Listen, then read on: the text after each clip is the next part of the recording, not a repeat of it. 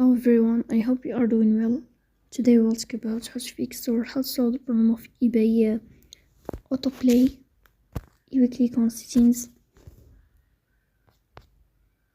Here we click on apps, default apps, app settings.